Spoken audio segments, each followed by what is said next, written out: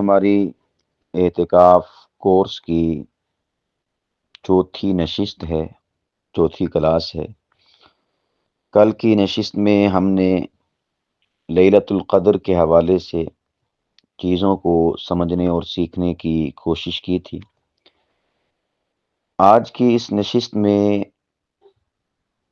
چند متفرق باتیں اور ان میں سے بنیادی بات اعتکاف کی فضیلت کے حوالے سے گفتگو کریں گے۔ نمبر 1، صحیح بخاری میں باب الاعتکاف فی العشر الاواخر میں حدیث پاک ہے۔ رسول پاک علیہ الصلاۃ والسلام نے ارشاد فرمایا، سیدہ عائشہ رضی اللہ تعالی عنہا اس حدیث پاک کی راویہ ہیں، فرماتی ہیں کہ ان النبی صلی اللہ علیہ وسلم کان یعتکف العشر الاواخر، کہ رسول پاک صلی اللہ علیہ وسلم رمضان کے آخری عشرے کا اعتکاف فرمایا کرتے تھے، من رمضان حتی توفاہ اللہ، یہاں تک کہ اللہ تعالیٰ نے آپ کو وفات دے دی۔ ثم اعتکف ازواجہ من بعدہ،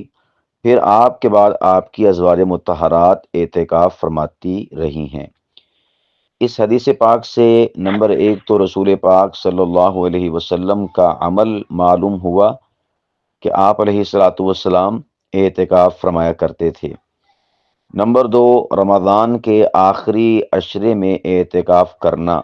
یہ اس حدیث پاک سے معلوم ہوا جیسا کہ ہم لوگ آخری عشرے میں اعتکاف بیٹھتے ہیں۔ اور پھر اس کے بعد ازواج مطہرات کا عمل بھی اس حدیث پاک میں بیان ہوا۔ اس سے پتہ چلا کہ آپ صلی اللہ علیہ وسلم کی وفات کے بعد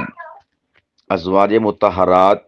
وہ اعتکاف بیٹھ کر رسول پاک علیہ الصلاۃ والسلام کی سنت کو زندہ فرمایا کرتی تھی۔ تو اس سے یہ بھی ایک اصول اخذ ہوا کہ یہ محدثین کے ہاں اور اسی طور پر جو فقہا ہیں ان کے ہاں مسلمہ اصول ہے کہ آپ صلی اللہ علیہ وسلم کے ان اعمال کو اختیار کیا جائے گا کہ جن اعمال پر صحابہ کرام رضوان اللہ تعالی علیہ مجمعین کا عمل ہے، اس لیے کہ مزاج مصطفیٰ سے اور اس وقت کے حالات و واقعات سے ہم لوگ واقف نہیں، جبکہ نبی پاک علیہ الصلاۃ والسلام کے اصحاب اس وقت کے حالات و واقعات اور مزاج نبوی سے مکمل طور پر آگاہ تھے، کیونکہ بعض امور ایسے ہیں جو نبی پاک علیہ الصلاۃ والسلام کی خصوصیات میں شامل ہیں، اور بعض امور ایسے ہیں کہ جو آپ علیہ الصلاۃ والسلام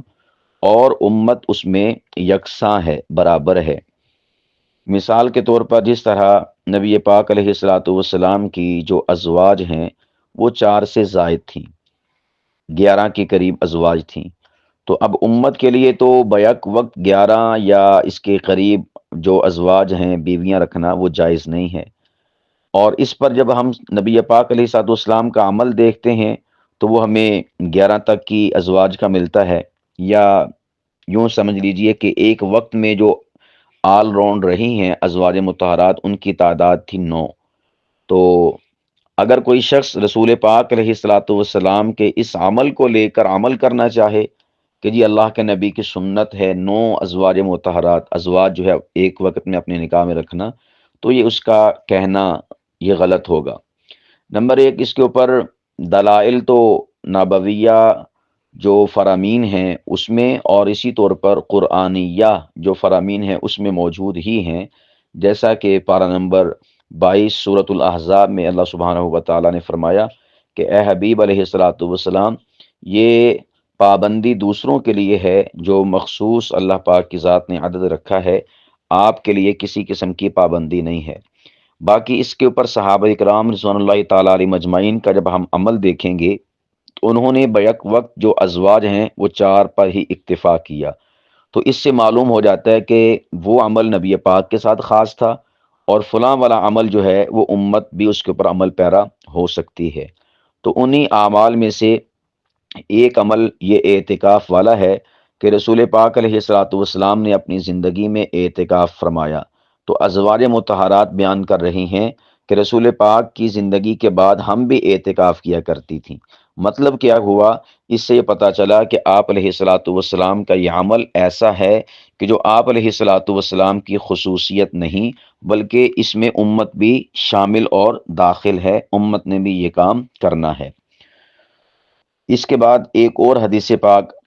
اعتکاف کی فضیلت کے حوالے سے، یہ حدیث پاک المعجم الاوسط امام طبرانی رحمہ اللہ کی کتاب سے ہے۔ حدیث پاک کے الفاظ ہیں: سیدنا عبداللہ ابن عباس، نبی پاک علیہ الصلاۃ والسلام کے چچا زاد بھائی، وہ روایت کرتے ہیں، فرماتے ہیں کہ رسول پاک علیہ الصلاۃ والسلام نے ارشاد فرمایا: من اعتکف یوما ابتغاء وجہ اللہ تعالی، جو شخص اعتکاف کرتا ہے ایک دن کا، یعنی یہ ایک دن کے اعتکاف کی فضیلت بیان ہو رہی ہے، لیکن کرتا کس مقصد کے لیے ہے؟ ابتغاء وجہ اللہ تعالی، اللہ کی رضا، اللہ کی خوشنودی کے لیے، یہ نہیں کہ آرام کرنے کے لیے۔ اب دیکھیں کئی لوگ ایسے ہیں کہ جو اعتکاف پر بیٹھتے ہیں کہ چلو یار 10 دن ذرا خوب سو لیں گے، 10 دن جو ہے خوب ذرا سستا لیں گے، اپنے آپ کو ریلیکس کر لیں گے۔ کئی لوگ ایسے ہیں کہ جنہوں نے پیمنٹیں لوگوں کی ادا کرنی ہوتی ہیں اور اپنے جو معاملات ہیں کاروباری ان کو عید سے پہلے پہلے کنکلوڈ کرنا ہوتا ہے،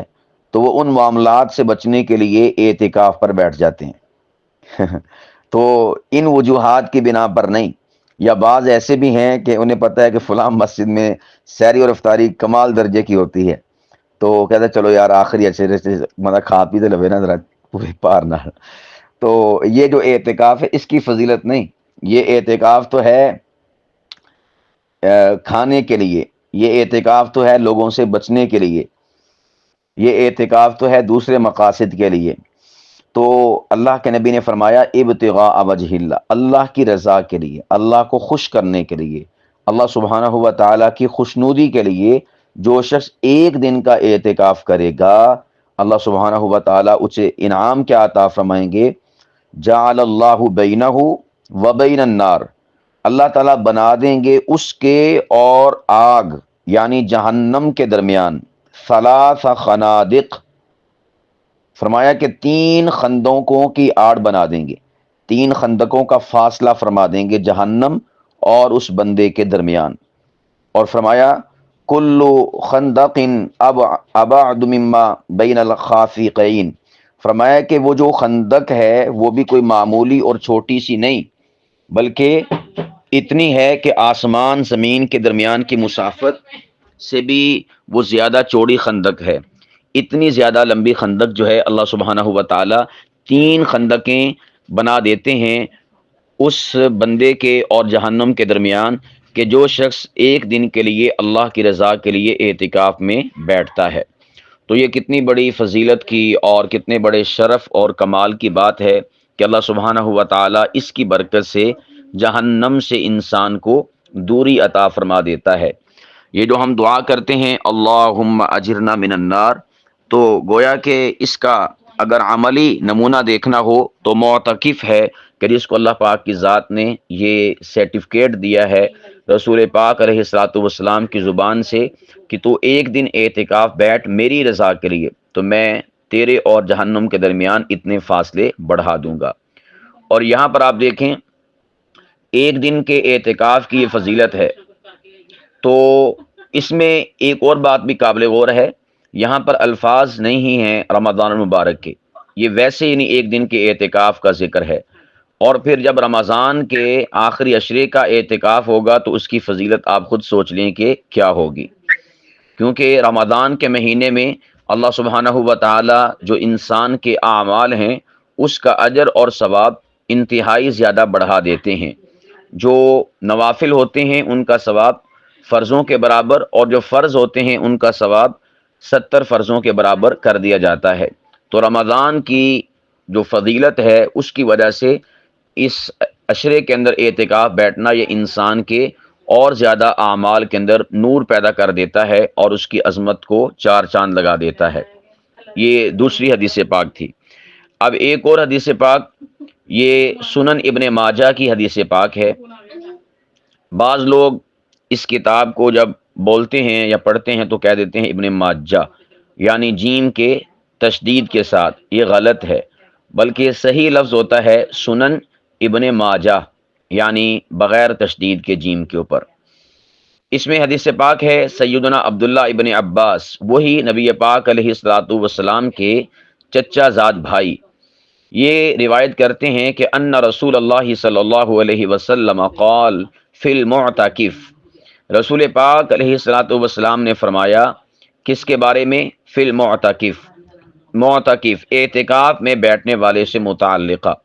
فرمایا ہوا یعکف الذنوب ویجری لہ من الحسنات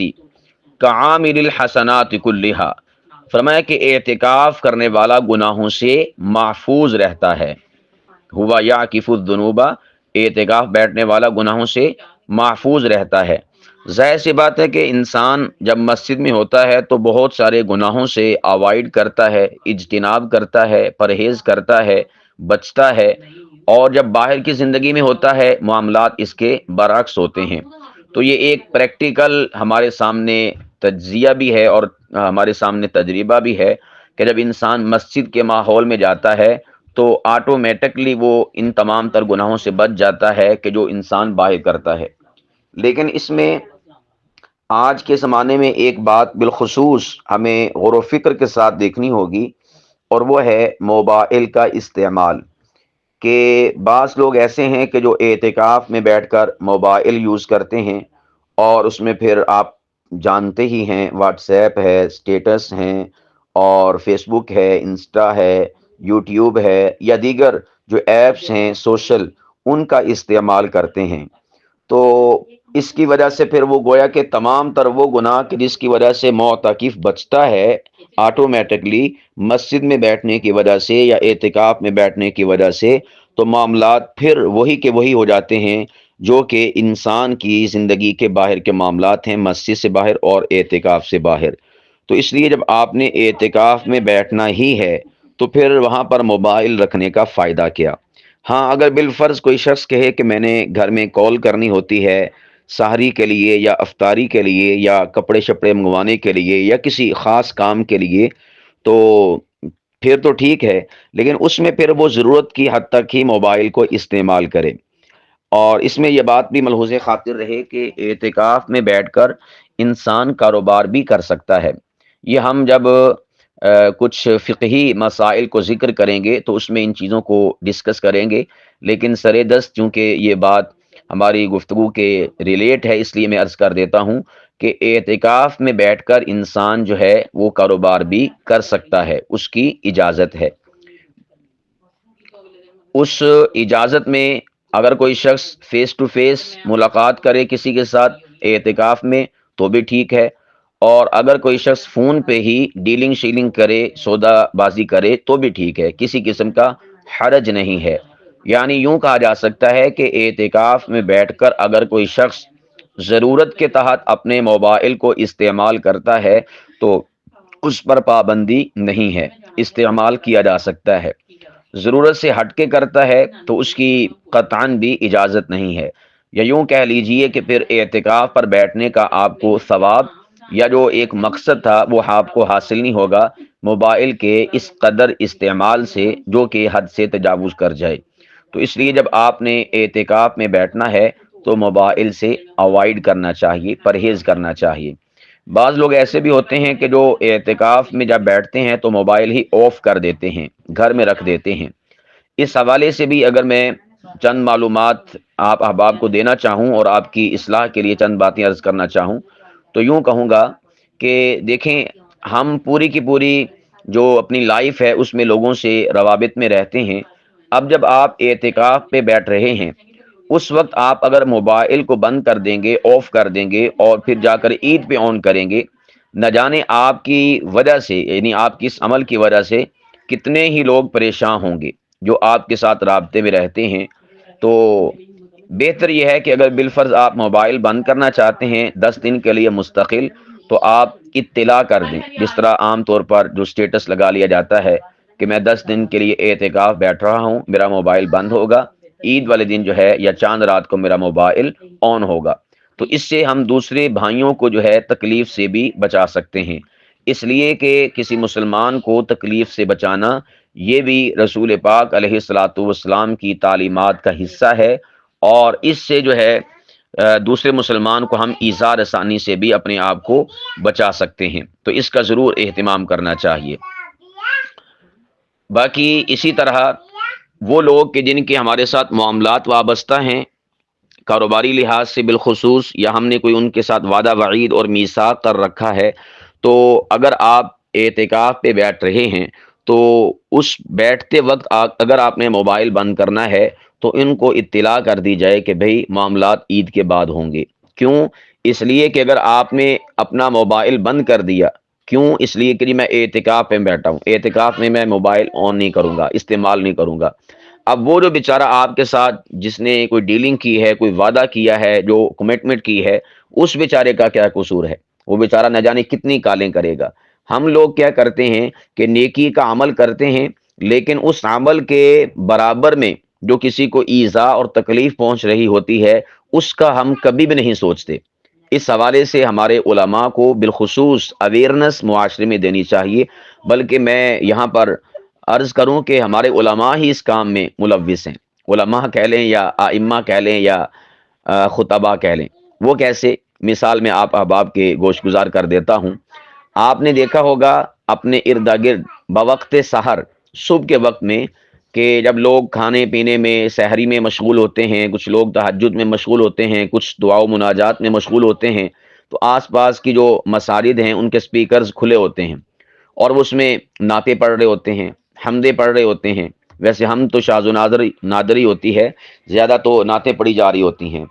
تو اس سے لوگ ڈسٹرب ہوتے ہیں۔ کوئی بیمار ہو سکتا ہے یا کسی کا کوئی اور ایشو ہو سکتا ہے، تو یہ شریعت ہمیں اس بات کی اجازت نہیں دیتی۔ اسی طور پر ہمارے ہاں محلوں میں یا اسی طور پر بازاروں میں محافل کا اور پروگرامز کا اور کانفرنسز کا انعقاد کیا جاتا ہے، اور وہ ساری کی ساری کانفرنس کیا ہوتی ہے؟ اسلام سے متعلقہ، دین سے متعلقہ، لیکن ہم اس نیک کام کے کرتے ہوئے دوسرے مسلمان بھائیوں کو ایذا اور تکلیف دے رہے ہوتے ہیں۔ اس کی اسلام میں قطعاً اجازت نہیں ہے۔ تو ہمیں ایسے معاملات میں اسلام کو فالو کرنا ہے، نہ کہ ریت رواج اور معاشرے میں کیا چل رہا ہے، لوگوں کے ہاں کیا بک رہا ہے، لوگ کیا کر رہے ہیں، ہمیں اس کے مطابق نہیں چلنا۔ اگر ہم ہی اس حوالے سے اجتناب نہیں کریں گے، پرہیز نہیں کریں گے، تو پھر کون سا طبقہ ہے کہ جو دین اسلام پر عمل پیرا ہوگا؟ رسول پاک علیہ الصلاۃ والسلام نے تو راستے کھولنے کا اور کھلے رکھنے کا حکم ارشاد فرمایا ہے، نہ یہ کہ راستے بند کرنے کا۔ جیسا کہ سنن ابو داود میں حدیث پاک ہے، رسول پاک علیہ الصلاۃ والسلام اپنے اصحاب کے ساتھ ایک مرتبہ جنگ کے لیے روانہ تھے۔ راستے میں جہاں پر جنگ ہونی تھی وہاں پر پڑاؤ ڈالا نبی پاک علیہ الصلاۃ والسلام کے اصحاب نے، تو اس موقع پر چند مسلمانوں نے راستے میں خیمے لگا دیے، یعنی جو ٹریک تھا، راستہ تھا آمد و رفت کا، اس پہ خیمے لگا دیے۔ تو آپ علیہ الصلاۃ والسلام نے اس موقع پر ارشاد فرمایا کہ خیموں کو ہٹاؤ، اور کہا کہ جس کا خیمہ راستے میں لگا ہوگا اللہ اس کا جہاد ہی قبول نہیں فرمائیں گے۔ اب آپ اندازہ کریں کہ جہاد سے بڑھ کر عبادت کون سی ہو سکتی ہے کہ جس میں انسان اپنی جان آفرین کے سپرد کرنے کے لیے میدان کارزار میں اتر جاتا ہے۔ اس سے بڑھ کر کیا چیز ہو سکتی ہے؟ لیکن اس موقع پر بھی رسول پاک علیہ الصلوۃ والسلام نے ہمیں اس بات کی تلقین کی کہ آپ انسانی حقوق کی وائلیشن نہیں کر سکتے، خلاف ورزی نہیں کر سکتے۔ جو ایک بنیادی اور بیسک حقوق ہیں انسانوں کے، آپ انہیں کسی طرح بھی ہڑپ نہیں کر سکتے اور انہیں مسدود نہیں کر سکتے، بلکہ آپ نے ہر حالت میں انسانی حقوق کا پاس اور لحاظ رکھنا ہے۔ تو ہمیں یہ باتیں یعنی علماء کو بالخصوص کیوں نہیں سمجھ آتی، جو ہم اپنے روڈز اور اسی طور پر جو ہے راستے بند کر کے یہ کام کرتے ہیں؟ تو ہمیں اس حوالے سے خود بھی اپنے آپ کو درست کرنا ہے، اور اسی طور پر معاشرے کے اندر بھی اس حوالے سے اویئرنیس دینی ہے۔ جیسا کہ ہمارے ہاں شادی بیاہ کے موقع پر یا اسی طور پر فوتگی کے موقع پر بھی راستے بند کر دیے جاتے ہیں، لوگوں کے لیے کتنی مشکلات ہوتی ہیں۔ ہاں اگر ایک بالکل قریب کا راستہ ہے تو پھر اس میں ایک گنجائش دی جا سکتی ہے، یعنی ایک گلی ہے اور اس کے ساتھ ہی دوسری گلی بھی نکلتی ہے، تو اگر آپ یعنی لوگوں کا راستہ تو بند ہوا، لیکن اتنی مصیبت ان کے لیے نہ کھڑی ہوئی تو ایسے معاملے میں تھوڑی بہت گنجائش بھی دی جا سکتی ہے، لیکن حتی الوسع ایسے معاملات میں ہمیں لوگوں کو ڈسٹرب کرنے سے بچانا چاہیے۔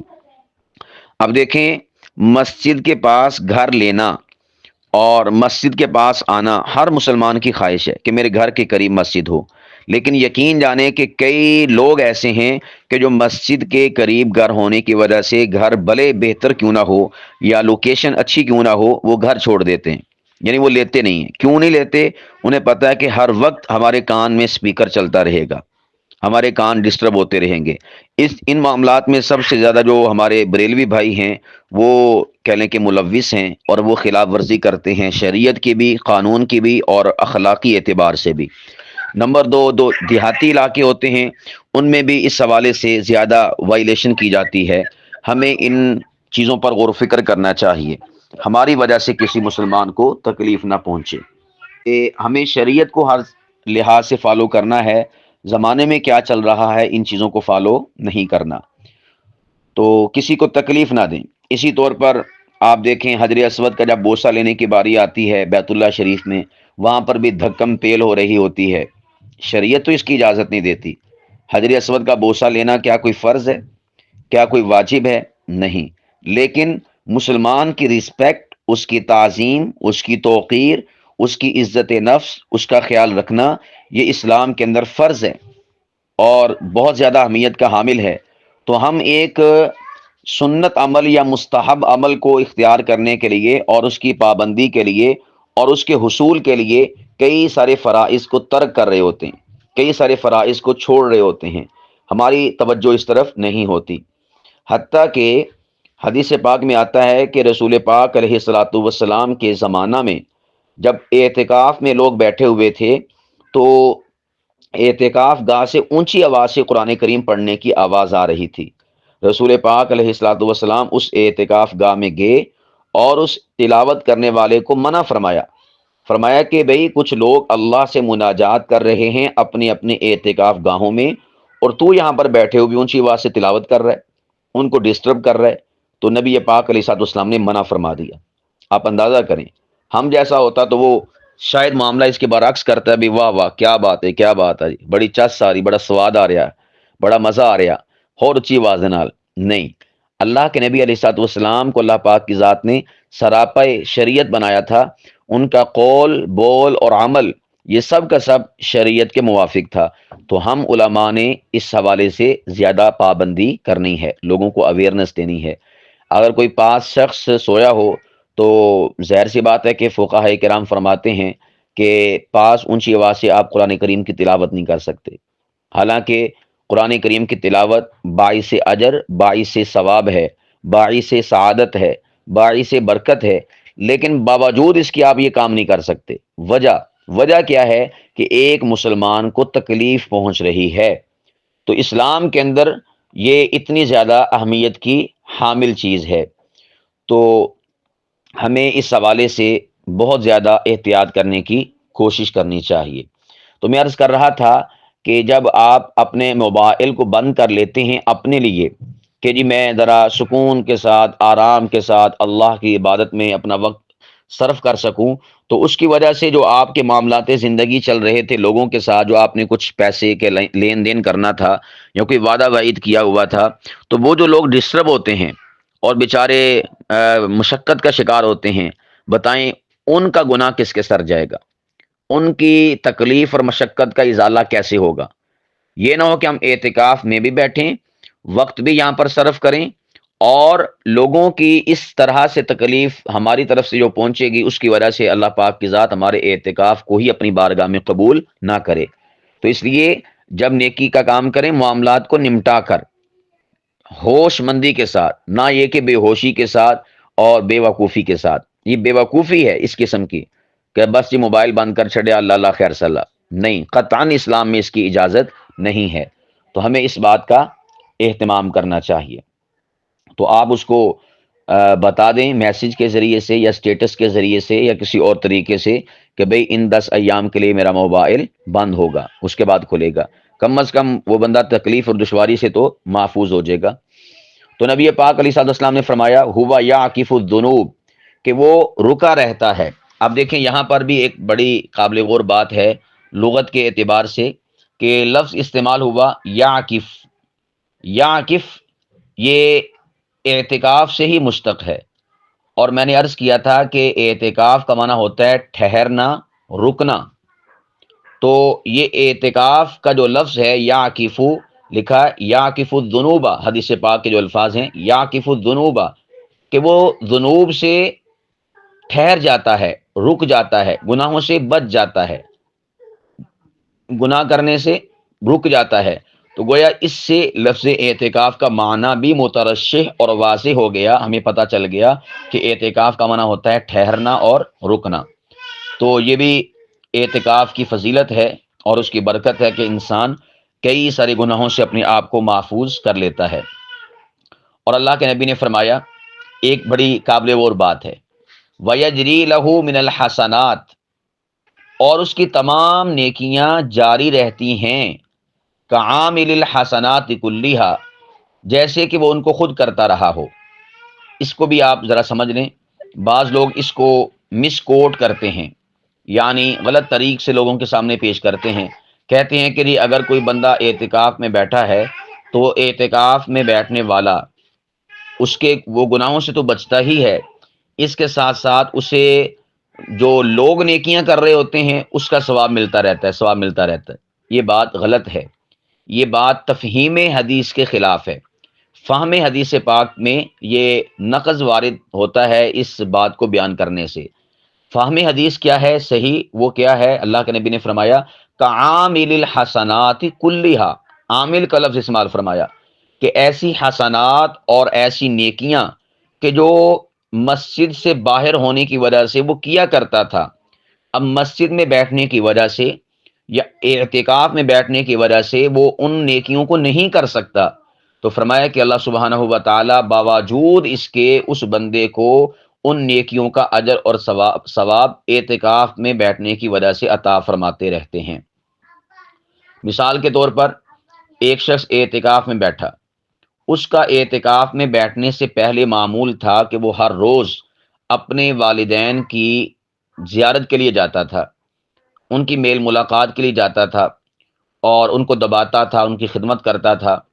اب ظاہر سی بات ہے کہ 10 دنوں میں تو وہ یہ کام نہیں نہ کر سکتا، اس میں کہہ لیں کہ بریک لگ گئی۔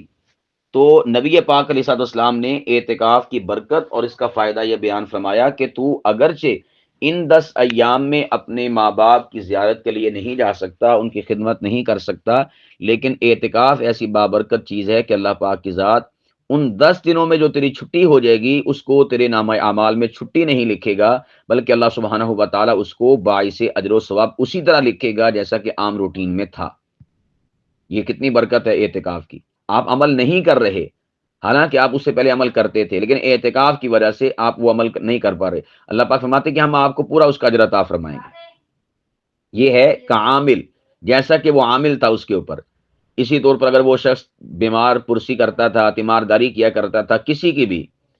اگر مثال کے طور پر ہاسپٹل میں کوئی مریض ہے اور وہ ہر روز یا 2 دن کے وقفے کے ساتھ اس کے پاس جاتا تھا، اس کا دوا دارو یا اس کے معاملات کو دیکھتا تھا، لیکن اعتکاف میں بیٹھنے کی وجہ سے وہ ایسا نہیں کر پا رہا، تو نبی پاک علیہ الصلوۃ والسلام نے فرمایا کہ تو اعتکاف میں بیٹھ اور اس حوالے سے پریشان نہ ہو کہ اب میرا وہ تو عمل اور اجر جو ہے وہ ضائع ہو گیا۔ فرمایا کہ نہیں، تو اعتکاف میں بیٹھا رہے گا، اللہ سبحانہ و تعالیٰ اعتکاف کا ثواب تو عطا فرمائیں گے ہی، وہ عمل کے جو تو اعتکاف سے پہلے کیا کرتا تھا اس کا اجر اور ثواب بھی تجھے عطا فرمائیں گے۔ یہ کتنی بڑی خوش نصیبی کی بات ہے، انسان عمل نہیں بھی کر رہا، اجر اور ثواب پھر بھی لے رہا ہے اور پا رہا ہے۔ اس کو یوں کہہ لیا جائے تو ہمیں سمجھنے میں آسانی ہوگی کہ جس طرح اگر کوئی شخص سرکاری جاب کرتا ہو، بالخصوص یہ سرکاری جو جگہیں ہوتی ہیں وہاں پر عام طور پر یہ اصول ہوتا ہے، تو اگر وہ سرکار سے پوچھ کر چھٹی کرے اور گھر چلا جائے تو اس کے جو پچھلے دن ہوتے ہیں جو حاضر ڈیوٹی نہیں ہوتا اس کو تنخواہ اس کی ملتی ہے، پھر بھی اس کی وجہ کیا ہے کہ وہ سرکار سے پوچھ کر گیا ہے۔ یا اس کو یوں بھی کہا جا سکتا ہے کہ جس طرح پورے مہینے کے اندر عام طور پر 4 چھٹیاں ہوتی ہیں، 4 اتواروں کی، ہر اتوار کی چھٹی، اس میں تو انسان گھر میں ہوتا ہے، لیکن کیا ان چھٹی کے ایام کی اسے تنخواہ ملتی کہ نہیں ملتی؟ ملتی ہے۔ کیوں؟ اس لیے کہ وہ سرکار کی وجہ سے اس نے جو ہے ان 4 ایام کی چھٹیاں کی ہیں۔ تو اسی طرح یہ بندہ جو ہے جو اعتکاف پر بیٹھا ہے، اس نے اللہ سبحانہ و تعالیٰ کی وجہ سے بیمار پرسی چھوڑی،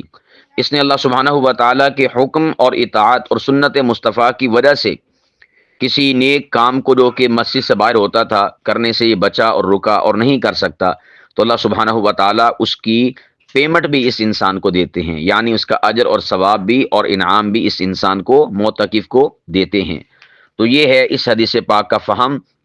اعتکاف کی برکت اور اعتکاف کی فضیلت، کہ معتکف جب اعتکاف میں بیٹھتا ہے گناہوں سے بھی بچ جاتا ہے اور اس کی نیکیوں کے جو اجر اور ثواب ہیں وہ بھی جاری رہتے ہیں۔ لیکن نیکیاں کون سی؟ حدیث پاک نے خود کے عہد لگا دی، کعامل الحسنات کلیہا، ایسی نیکیاں کہ جو وہ اعتکاف سے ہٹ کر کیا کرتا تھا، یعنی اعتکاف میں بیٹھنے سے پہلے۔ اسی طرح جنازے میں شرکت کرتا تھا تو اس میں نہیں کر پا رہا، اعتکاف کی وجہ سے اللہ اسے ثواب عطا فرمائیں گے۔ غرباء کی امداد کرتا تھا، نہیں کر پا رہا، اعتکاف میں بیٹھنے کی وجہ سے اللہ اسے عطا فرمائیں گے۔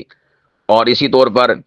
علماء کی مجالس میں حاضری دیتا تھا، لیکن اعتکاف میں بیٹھنے کی وجہ سے وہ یہ کام نہیں کر سکتا، اللہ اسے پھر بھی اجر اور ثواب عطا فرمائیں گے۔ مثال کے طور پر تبلیغ والوں کو لے لیں، ان کا ایک شب جمعہ تو اعتکاف میں آ ہی جاتا نا، اب وہ پورے سال کے شب جمعہ میں حاضری دیتے ہیں، لیکن اس اعتکاف میں بیٹھنے کی وجہ سے ان کا ایک شب جمعہ مس ہو جاتا ہے، تو اللہ سبحانہ و تعالیٰ اس کا اجر اور ثواب اسے عطا فرمائیں گے۔ بلکہ اس کو یوں کہا جائے تو بے جانا ہوگا کہ چلیں اس کا پہلے میں ویک جو پوائنٹ ہے وہ بھی ذکر کر دیتا ہوں۔ بعض تبلیغی احباب وہ بیٹھتے نہیں ہیں اعتکاف، کیوں نہیں بیٹھتے؟ کہ اس کی وجہ سے ہمارا شب جمعہ مس ہو جائے گا۔ کتنے تاسف اور افسوس کی بات ہے، کیسے ہی یعنی غلط بات جو ہے سوچ رکھی ہے کہ اس کی وجہ سے ہمارا شب جمعہ مس ہو جائے گا۔ اللہ کے بندو، اللہ کے نبی نے فرمایا کعامل الحسنات کلیہا، کہ تو اعتکاف میں بیٹھ، تیرے نامہ اعمال میں ہم شب جمعہ درج کریں گے، کیونکہ تو پورا سال شب جمعہ پہ جاتا رہا لیکن اعتکاف کی وجہ سے شب جمعہ پہ نہیں جا سکا، اس تبلیغی بیان میں حاضر نہیں ہو سکا۔ تو اس لیے ہمیں اس حدیث پاک پر انفسائز کر کے لوگوں کو اس حوالے سے بتانا چاہیے، اویئرنس دینی چاہیے۔ یہ میں ایک جینوین بات عرض کر رہا ہوں، امید واسق ہے کہ آپ احباب کے بھی تجربات میں یہ بات آئی ہوگی کہ اگر آپ کسی تبلیغ والے سے کہنا کہ جی آپ اعتکاف میں بیٹھیں تو وہ آگے سے کہتا جی شب جمعہ تو جانا ہوں وا، میری آج تک کدی چھٹی نہیں ہوئی ہے گی، منو اتنے سال ہو گیا میرا کبھی بھی کوئی شب جمعہ مس نہیں ہوا، لیکن جب اعتکاف میں بیٹھوں گا تو پھر شب جمعہ مس ہو جائے گا، تو اس لیے میں نہیں بیٹھتا۔ تو یہ بہت بڑے اس کو بھول پن کا وہ شکار ہے، اور اس بیچارے کو جو ہے علم ہی نہیں ہے کہ معاملہ اس کے برعکس ہے، کہ اللہ پاک کی ذات اس کے اوپر اسے شب جمعہ عطا فرمائیں گے۔ تو یہ میں نے آپ کو ایک مثال عرض کر دی، تو اس حوالے سے ہمیں لوگوں کی اصلاح کرنی ہے۔ تو علماء کی مجالس میں یا اسی طور پر تبلیغ کی مجالس میں وہ حاضر ہوتا تھا، بیرونی گشت جو ہمارا وہ مس ہو جائے گا، ہمارا جو مشورہ ہے جی وہ مس ہو جائے گا، بے تو نیک کام میں بیٹھ اعتکاف میں، اللہ پاک کی ذات تجھے سارے اجر اور سارے ثواب عطا فرمائیں گے۔ تو اس کے بعد ہم آگے چلتے ہیں ایک اور حدیث پاک، یہ حدیث پاک کنز الامال کی حدیث پاک ہے، اعتکاف کی فضیلت کے حوالے سے۔ رسول پاک علیہ الصلاۃ والسلام نے ارشاد فرمایا من اعتکف ایمانا واحتسابا غفر له ما تقدم من ذنبه، جس نے اللہ کی رضا کے لیے ایمان اور اخلاص کے ساتھ اعتکاف کیا تو اللہ سبحانہ و تعالیٰ اسے اجر اور ثواب کیا عطا فرماتے ہیں، غفر له ما تقدم من ذنبه، اس کے پچھلے گناہوں کو معاف کر دیا جاتا ہے۔ ٹھیک ہے، لیکن اس میں ایک بات قابل غور ہے، اس سے مراد صغیرہ گناہ ہیں۔ اعتکاف میں بیٹھنے کی وجہ سے جو گناہ معاف ہوتے ہیں وہ کون سے ہیں؟ صغیرہ گناہ، کبیرہ گناہ معاف نہیں ہوتے۔ کبیرہ گناہ کے لیے توبہ اور معافی یہ شرط ہے، اس بات کو ہمیشہ پلے باندھ دیا جائے کہ کوئی بھی ہماری احادیث مبارکہ میں جو چیزیں آتی ہیں نا کہ انسان وضو کرتا ہے تو اس کے گناہ معاف ہو جاتے ہیں، یا نماز پڑھتا ہے فجر تو اس کے عشاء سے لے کر فجر تک کے گناہ، ظہر پڑھتا ہے تو ظہر، فجر سے لے کر ظہر تک کے گناہ معاف ہو جاتے ہیں، تو ایسی تمام طرح حدیث مبارکہ، یا اسی طور پر جو شخص جمعہ پڑھتا ہے، ایک جمعے سے دوسرے جمعہ کے گناہ، یا ایک رمضان سے دوسرے رمضان کے گناہ، تو یہ تمام تر احادیث مبارکہ میں ایسی جو بھی باتیں آتی ہیں نا گناہوں کی معافی کے حوالے سے، وہ فقط اور فقط صرف اور صرف صغیرہ گناہوں کے حوالے سے ہوتی ہیں، کبیرہ گناہ سے متعلقہ نہیں ہوتی۔ تو کبیرہ گناہ سے متعلقہ ایک اصول ہے، وہ یہ ہے کہ آپ نے اس حوالے سے توبہ کرنی ہے اللہ پاک کی بارگاہ میں، تو پھر ہی آپ کا کبیرہ گناہ معاف ہوگا۔ اگر آپ معافی نہیں مانگیں گے کبیرہ گناہ سے تو اللہ سبحانہ و تعالیٰ کی بارگاہ میں وہ گناہ معاف نہیں ہوتا۔ اور معافی کے لیے، توبہ کے لیے شرط ہے، اور شرط کیا ہے؟ وہ تین شرائط ہیں، یا اس شرط کے یوں سمجھ لیجئے کہ تین جز ہیں۔ ایک تو وہ توبہ ہے جو قوالی والی ہے، آپ نے سنی ہوگی، توبہ میری توبہ توبہ توبہ توبہ توبہ ایک تو وہ قوالی ہے، اور اس میں توبہ کرتا ہے، وہ کوئی توبہ نہیں ہے، یہ سمجھو کہ مذاق ہے۔ توبہ کیا ہے؟ اس میں تین شرائط کا پایا جانا ضروری ہے۔ نمبر ایک، وہ گناہ کہ جو انسان جس کے اوپر توبہ کر رہا ہے، ماضی میں اس کیے گئے گناہ پر انسان نادم ہو، ایک شرط۔ نمبر دو، حال میں یعنی کہ ابھی اس گناہ کو چھوڑنے کا ارادہ ہو کہ میں اب یہ گناہ نہیں، ابھی میں نے گناہ چھوڑ دیا۔ نمبر تین، مستقبل اور فیوچر میں اس گناہ کو مکمل طور پر ترک کرنے پر وہ رضامند ہو اور ایگری ہو۔ جس گناہ کی توبہ میں یہ تین شرائط پائی جائیں، وہی جو ہے توبہ اللہ پاک کی بارگاہ میں مقبول ہوتی ہے۔ اور کئی لوگ ایسے ہیں کہ جو کہتے ہیں، بلکہ زبان سے بھی کئیوں سے آپ نے سنا ہوگا، کہتے ہیں کہ یار فی الحال ہون تو توبہ کریے نا، گاں ویکھی جاوے گی۔ تو اللہ پاک کی ذات ایسی توبہ کو قبول نہیں فرماتے۔ یہ پیٹ اصول ہے توبہ کے حوالے سے کہ ماضی کے گناہ پر ندامت، حال میں گناہ چھوڑ دیا، اور آئندہ کے لیے گناہ نہ کرنے کا عزم اور ارادہ۔ ہاں، آپ کا عزم اور ارادہ پکا تھا کہ آئندہ نہیں ہوگا، نہیں کروں گا، اور پھر ہو گیا تو وہ الگ بات ہے، لیکن گناہ کی معافی مانگتے ہوئے یہ سوچنا یا زبان سے کہنا کہ یار اس ٹائم تو گناہ دی معافی منگی ہے نا، فی الحال تو ہم معافی کریں، اس کے بعد دیکھی جائے گی، اگر موقع ملا تو کر لیں گے، نہ ملا تو نہ صحیح۔ تو اللہ پاک کے ذات پھر اس گناہ کی معافی بھی اپنی بارگاہ میں قبول نہیں فرماتے۔ اس کو بھی ذہن نشین ہونا چاہیے۔ تو اعتکاف میں بیٹھنے کی وجہ سے انسان کے تمام صغیرہ گناہ معاف ہو جاتے ہیں، لیکن کبیرہ گناہ معاف نہیں ہوتے۔ تو اعتکاف کرنے والے کو چاہیے کہ تیرے اعتکاف میں بیٹھنے کی وجہ سے صغیرہ گناہ تو معاف ہو رہے ہیں، اب تھوڑی سی ہمت ایک تو بھی کر لے، اور وہ کون سی ہے کہ اعتکاف کرنے والا جب ان مبارک ساعات میں اپنا وقت گزار رہا ہے تو وہ اللہ کے حضور گڑ گڑا کر اپنے کبیرہ گناہوں کی معافی مانگے۔ کبیرہ گناہوں میں ایک لمبی فہرست ہے، بعض آئمہ نے اس کے اوپر کتب بھی لکھی ہیں، اور انہوں نے ان کتب کے اندر گناہوں کی، کبیرہ جو گناہ ہیں ان کی فہرست بھی ترتیب دی ہے، جس میں غیبت کرنا، چغلی کرنا، اور جھوٹ بولنا،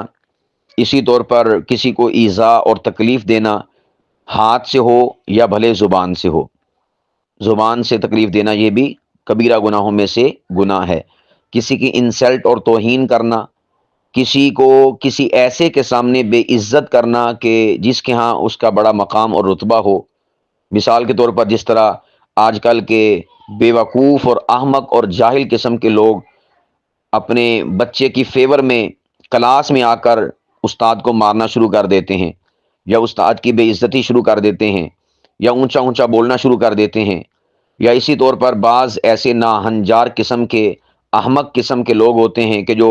امام مسجد کے پیچھے نماز بھی پڑھتے ہیں، اور نماز پڑھنے کے بعد جو ہے اونچی اونچی آواز سے امام مسجد کو کوسنا شروع کر دیتے ہیں، یہ نہیں ہوا، وہ نہیں ہوا، لیٹ ہو گئے ہیں، فلاں کر دیا، ٹمکاں کر دیا، یعنی امام مسجد کی انسلٹ اور توہین کرتے ہیں۔ تو ایسے لوگوں کے سامنے کسی کی عزت نفس کو پامال کرنا کہ جن لوگوں کے ہاں اس کی عزت و وقار جو ہے وہ پہلے تھا،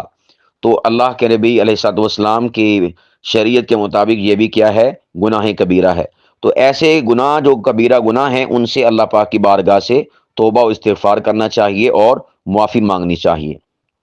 ان اعتکاف کے ایام میں تو کثرت کے ساتھ استغفار کرنی چاہیے، بلکہ میں آپ احباب سے عرض کروں گا کہ یقین جانیں یہ تجربہ ہے، اور یہ بہت ہی گر کی بات جو میں اس وقت آپ کو بیان کرنے لگا ہوں اور بتانے لگا ہوں، اور یہ ایسا عمل ہے کہ جو کہ مجرب ہے، یعنی خود سے تجربہ کیا ہوا عمل ہے، اور اس کے اوپر احادیث اور قرآن پاک کی تائید بھی حاصل ہے۔ اور وہ کیا ہے؟ جو شخص یہ چاہتا ہے کہ میرا مشکل سے مشکل کام ہو جائے، پھنسا ہوا کام میرا نکل جائے، یا میں کسی مصیبت میں، دکھ اور الم میں گرفتار ہوں، اس سے مجھے چھٹکارا اور آزادی مل جائے، یا اسی طور پر کوئی بے اولاد ہے اور وہ یہ چاہے کہ میرے ہاں اولاد ہو جائے، میں صاحب اولاد ہو جاؤں، حامل اولاد ہو جاؤں، یا کوئی شخص یہ سمجھتا ہے کہ میرے پاس رزق کی کمی ہے، اللہ سبحانہ و تعالیٰ مجھے وافر مقدار میں رزق عطا فرمائے، یا اسی طور پر اسے کسی بھی قسم کی، یعنی میں عرض کر رہا ہوں کہ آپ کو یہ جو عمل بتانے لگا ہوں اتنا مختصر لیکن جامع معنی عمل ہے، اور مجرب بھی ہے اور مجرب بھی ہے، اتنی خصوصیات کا حامل یہ عمل ہے، اور یہ قرآنی اور نبوی عمل ہے۔ جو شخص جو ہے کسی بھی معاملے سے متعلقہ ٹینشن کا، پریشانی کا شکار ہے، اس عمل کو اپنی زندگی کا معمول بنا لے، انشاء اللہ العزیز اللہ سبحانہ و تعالی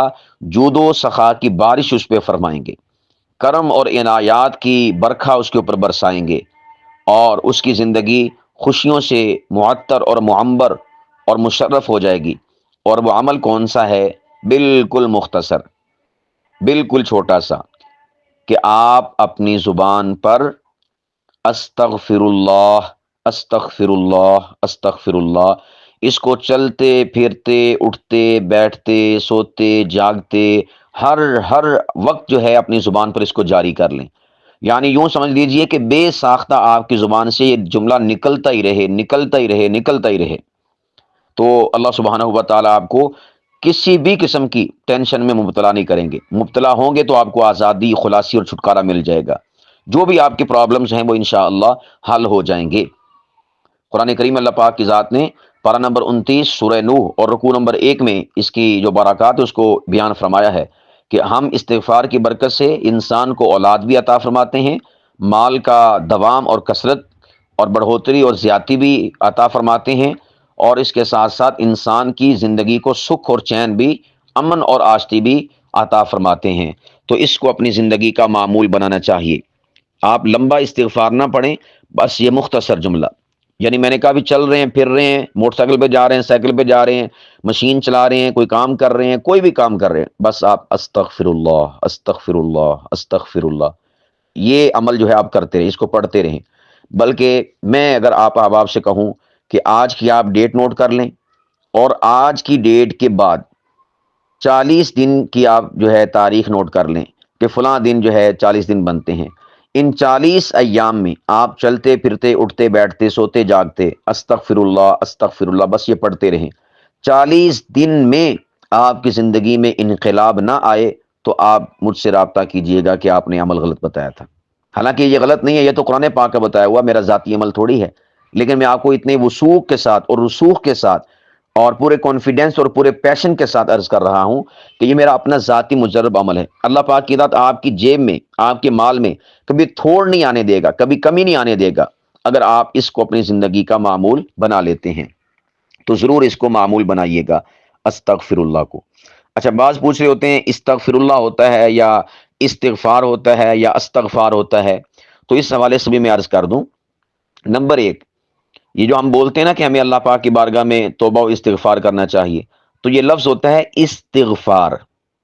یعنی اس کام کرنے کے لیے جو لفظ بولا جاتا ہے نا، اس کام کے لیے جو لفظ ہے وہ کیا ہے؟ استغفار۔ یہ مصدر ہے باب استفعال کا، الاستغفار، یہ استغفار نہیں ہوتا۔ ہاں، جب ہم اس استغفار کو کریں گے تو یہ پھر کیا ہوگا؟ یہ پھر ہوگا استغفر اللہ۔ سمجھ رہے ہیں بات کو؟ کہ ایک ہے استغفار، یہ کام کیا ہے؟ اس کام کو کیا کہتے ہیں؟ اس کام کو کہتے ہیں، اس کام کو استغفر اللہ نہیں کہتے، اس کام کو کہتے ہیں استغفار، یعنی حمزہ کے کسرہ کے ساتھ، حمزہ کی زیر کے ساتھ، یعنی اللہ کی بارگاہ میں بخشش طلب کرنا، معافی مانگنا، استغفار، استغفار نہیں ہوتا۔ استغفار تو یوں سمجھیے کہ جو جاہل لوگ ہوتے ہیں وہ استعمال کرتے ہیں، وہ بولتے ہیں۔ اچھا، یہ کام جو استغفار ہے یہ ہے کیا؟ تو یہ ہونے کے اعتبار سے دیکھا جائے یا پڑھنے کے اعتبار سے دیکھا جائے یا عمل کے اعتبار سے دیکھا جائے تو یہ ہے استغفر اللہ، یعنی حمزہ کے زبر کے ساتھ۔ یہ کیوں ہے ایسا؟ ایسا اس وجہ سے ہے کہ وہ جو استغفار ہے نا وہ ہے مصدر عربی کے اعتبار سے، گرامر کے اعتبار سے، اور یہ جو استغفر اللہ ہے اس میں جو حمزہ کے اوپر زبر آ گئی ہے یہ ہے واحد متکلم کا صیغہ، اور یہ 13واں صیغہ ہے گرامر کے اعتبار سے مضارع مثبت کی بحث کا، ٹھیک ہے، استغفر نستغفر، تو وہاں پر استغفر نہیں ہے، جو واحد متکلم کا صیغہ ہے 13واں مضارع کی بحث کا، وہ کیا ہے؟ استغفر. تو استغفر واحد متکلم، میں استغفار کرتا ہوں، میں معافی مانگتا ہوں، میں بخشش طلب کرتا ہوں، استغفر اللہ، اللہ سے. اور یہاں پر بھی ایک بات قابل غور، باریک سا نکتہ، کہ استغفر اللہ نہیں ہوتا، استغفر اللہ نہیں ہوتا، بلکہ استغفر اللہ، یعنی ہا کے اوپر زبر ہوتا ہے، کیونکہ یہاں پر جو لفظ اللہ ہے وہ گرامر کے اعتبار سے مفعول بن رہا ہے، نہ کہ فاعل. فاعل تو اس کے اندر موجود ہے آنا ضمیر کے ساتھ، کہ میں استغفار کرتا ہوں اللہ، اللہ سے. تو آپ نے اس کو ویسے پڑھنا نہیں ہے استغفر اللہ، بلکہ استغفر اللہ، استغفر اللہ، استغفر اللہ پڑھنا یوں ہے. لیکن میں پھر بھی ایک آپ کو بتا رہا ہوں ایک اندر کی بات، کہ جس سے ہم کسی قسم کی غلطی کا شکار نہ ہو. ورنہ استغفر اللہ کا مطلب ہوتا ہے کہ اللہ پاک کی ذات جو ہے معافی مانگ رہے ہیں، تو اللہ نے کس سے معافی مانگنی بھائی؟ تو معافی تو ہم مانگ رہے ہیں. تو اس کو پھر سے میں رپیٹ کر دیتا ہوں، یہ کام کیا ہے؟ استغفار. یہ جو کام ہو رہا ہے، اس کام کا ہونا کیا ہے، عمل کیا ہے؟ استغفر اللہ، استغفر اللہ. اس کام کے لیے جو ہم لفظ بول رہے ہیں اس کے آخر میں کیا ہے؟ استغفر اللہ، آخر میں زبر ہے. اللہ سبحانہ و تعالی ہماری زبانوں کو استغفار سے معطر و معمبر فرمائے. اس کے بعد آخری حدیث پاک ذکر کر کے ہم اپنی کلاس کا اختتام کرتے ہیں، اور یہ حدیث پاک صحیح بخاری کی ہے. رسول پاک علیہ الصلوۃ والسلام نے ارشاد فرمایا، سیدہ عائشہ رضی اللہ تعالیٰ عنہ اس حدیث پاک کی راویہ ہیں، فرمایا کہ یجابر فی العشر الاواخر من رمضان ویقول تحروا لیلۃ القدر فی العشر الاواخر من رمضان. رسول پاک علیہ الصلوۃ والسلام رمضان کے آخری عشرے میں اعتکاف فرمایا کرتے تھے، اور ویقول فرمایا کرتے تھے کہ تحروا لیلۃ القدر فی العشر الاواخر من رمضان، رمضان کے آخری عشرے میں، آخری راتوں میں لیلۃ القدر کو تلاش کرو. گویا کہ اس میں اس کی فضیلت بھی آ گئی، اور اس کا پرپز اور مقصد بھی رسول پاک علیہ الصلوۃ والسلام نے بیان فرما دیا کہ اعتکاف میں بیٹھنے کا مقصد کیا ہے؟ لیلۃ القدر کو تلاش کرنا، جس حوالے سے ہم نے ماقبل میں گفتگو کر لی ہے. تو آج کی نشست میں آپ احباب کے سامنے اعتکاف کی فضیلت پر مبنی چند احادیث مبارکہ کو ذکر کیا گیا ہے. اللہ سبحانہ و تعالی آج کی اس گفتگو کو ہمارے سینوں میں راسخ فرمائے، ہماری زبانوں پر جاری فرمائے، اور ہمیں اعتکاف کی برکات کو سمیٹنے کی توفیق عطا فرمائے.